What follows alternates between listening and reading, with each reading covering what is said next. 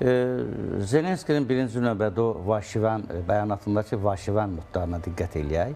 Bu da bizim həmişə rast gəldiyimiz nüanslardır. Elə müharibə başlayandan Zelenski qərb ölkələrinin ünvanına bu Vaşivəni qaldırır. Hər dəfə belə bəyanatlar verməklə ona edilən hərbi maliyyə yardımının daha da gücləndirilməsinə, artırılmasına nail olmaq istəyir.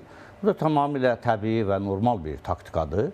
Ancaq konkret şəraitdə onun bu bəyanatı, Rusiyanın qisasçılıq mövqeyində daha ucadan danışması, daha təhlükəli addımlar atmaqla bağlı elədiyi xəbərdarlıqların arxasında Ukraynanın bəli bir narahatlığı var. Bu narahatlıq da birinci onunla bağlıdır ki, Avropa ölkələrinin arasında Ukraynaya hərbi yardım məsələsində təəssüf ki, hələlik birlik yoxdur tam şəkildə. Məsələn, Macarıstan, Slovakiya kimi ölkələr, siz dediyiniz kimi Avropa Birliyinin paketlərini demək olar ki, tam şəkildə dəstəkləmirlər və bunu sabotaj edirlər, əgər belə demək mümkündürsə, hüquqi terminlə. Amma o da var ki, iki ölkənin belə mövqeyi Avropa Birliyinin Ukrayna barədə siyasətini dəyişənməz. Artıq Avropa Birliyinin müəyyən sənədlərində, normativlərdə dəyişiklik eləməyə hazırlaşırlar ki, hətta Macarıstanın və Slovakiyanın mövqeyi dəyişməz olsa da belə, Avropa Birliyinin Ukrayna siyasəti dəyişməz qalsın. Yəni, birinci növbədə Avropa Birliyinə yönəlmiş mesajdır bu, Zelenski tərəfdən ki, gücləndirsinlər.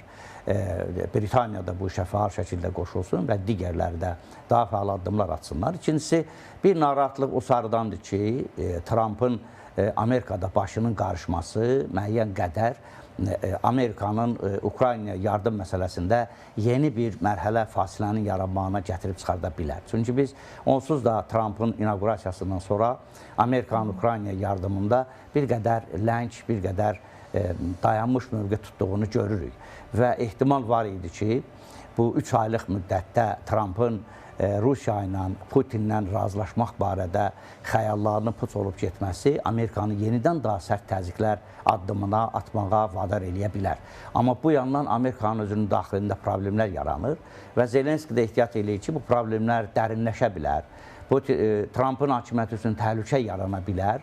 Hətta Trump Ukraynaya daha faal şəkildə yardım eləmək fikrində olsa da belə bunları həyata keçirdə bilməz. Bax, Zelenskinin narahatlığı bundandır ki, əgər Amerikada bu prosesə faal qoşulmasa, onda Rusiyanın səsi daha ucadan eşidilə bilər. Amma fikrimcə Amerikanın daxilində vəziyyət nə qədər gərgin olsa da, bu Amerika böyük dövlətdir. Əgər Amerikanın Ukrayna məsələsində daha faal addımlar atmaq siyasəti gündəmə gəlsə, bunu daxili siyasətdə baş verənlər bunu ləngidə bilməz.